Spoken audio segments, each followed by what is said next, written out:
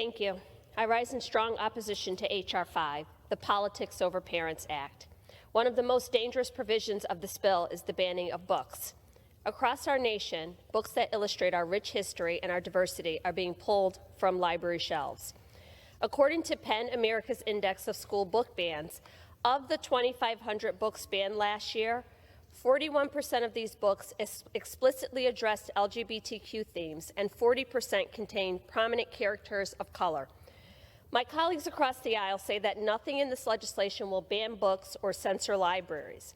If this is true, I invite them to support my amendment, which ensures this legislation will not go into effect until the Comptroller General of the United States can confirm that the bill will not lead to censorship or banning books for children or affect learning outcomes for students. Throughout history, the voices of women, persons of color, and members of the LGBTQ community have been suppressed. Their voices, experiences, and stories have been labeled controversial, over-sexual, and even un-American. As a teacher, you do not get to pick the parts of history you deem worthy to teach.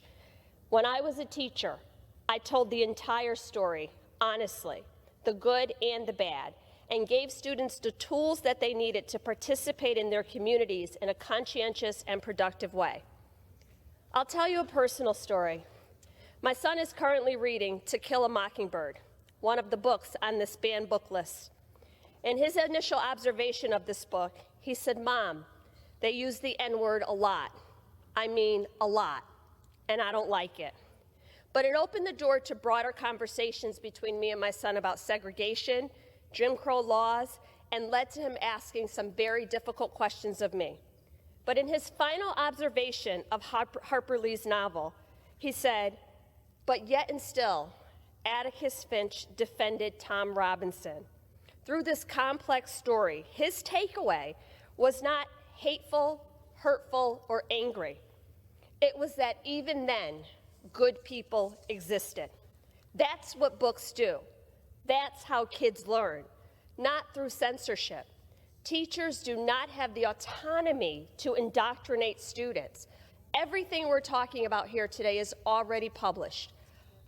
Budgets are public, curriculums are public, parents are marching in, being a part of our classes. When I was introduced by the ranking member, he mentioned that I was the National Teacher of the Year. That doesn't happen without parent-teacher partnerships. This bill will not improve educational outcomes. This bill caters to a small group of individuals who seek to impose their worldviews on entire school districts, on my child. I ask unanimous consent to add the text of this amendment to the record. I would strongly encourage my colleagues to oppose this bill, and with that, I yield back.